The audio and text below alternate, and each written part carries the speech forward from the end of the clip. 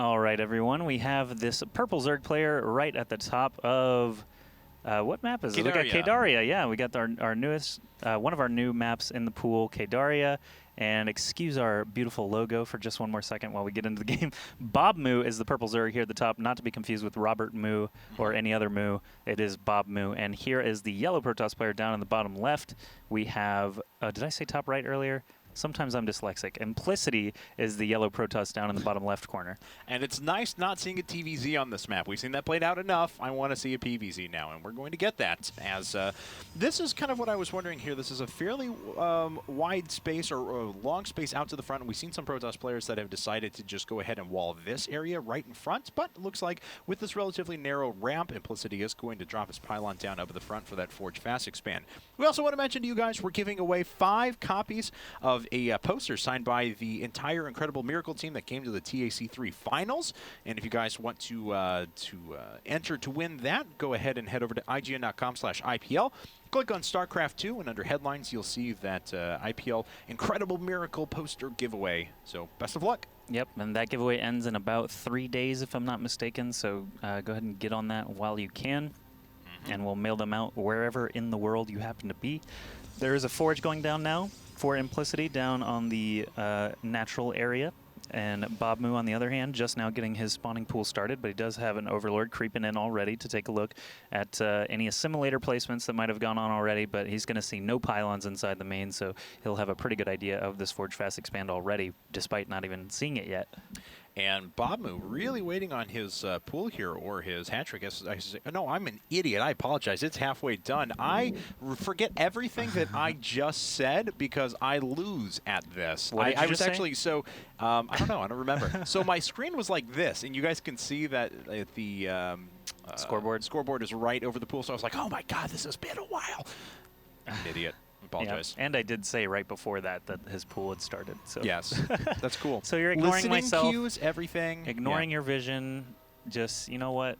I'm casting with a deaf mute. Not a deaf mute. A deaf blind person, I guess. If there's one thing you're not, it's mute. That's true. I'm the Helen Keller of StarCraft, apparently. So there you go. Yep. And there are a lot of jokes that I could tell right now, but I won't. Yeah, not appropriate for air, but that's okay. They're already in my heart. So. Yeah, he already knows them all.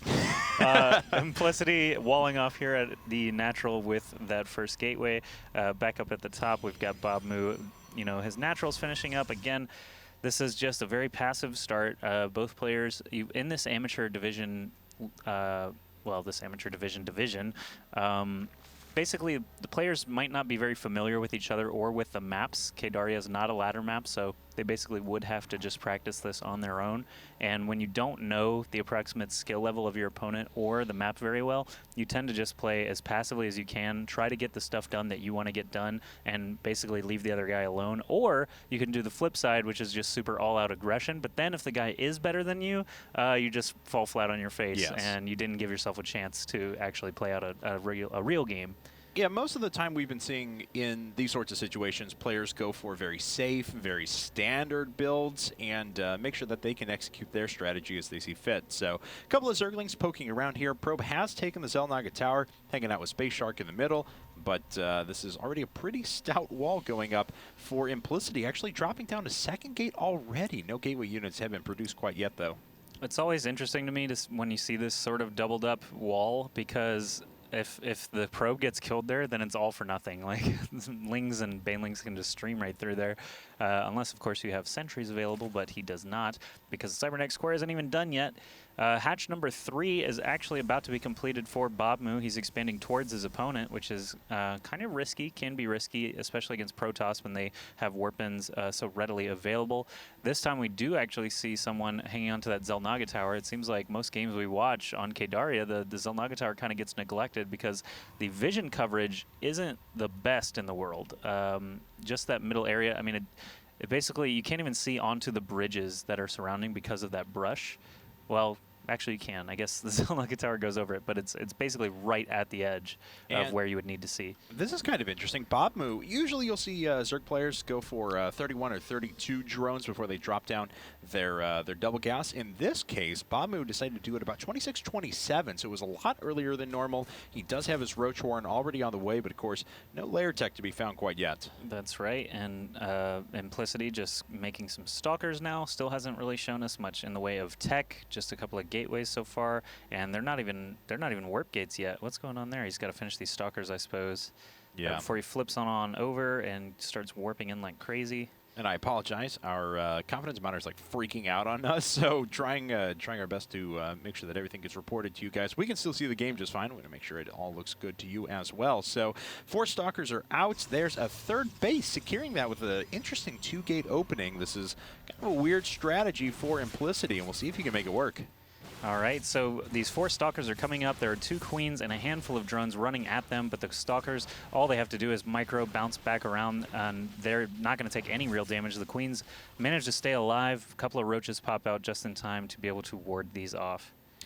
Yeah, so Implicity deciding to play a much more defensive route here. I mean, he pokes with those stalkers, as we were talking about, but just going to sit back and buffer his sentry count and make sure things go pretty much according to plan back at home. Does have a lot of resources built up, and that could go to a bunch of gateways here in a second. Like this, Implicity actually using this big open space and kind of locking it down to make sure he has a much more secure 3rd. He can defend this area a lot more easily than all of this combined. That's pretty interesting. I don't think we've seen any Protoss players doing this yet on Kdaria, or Terran players, or Zerg players for that matter.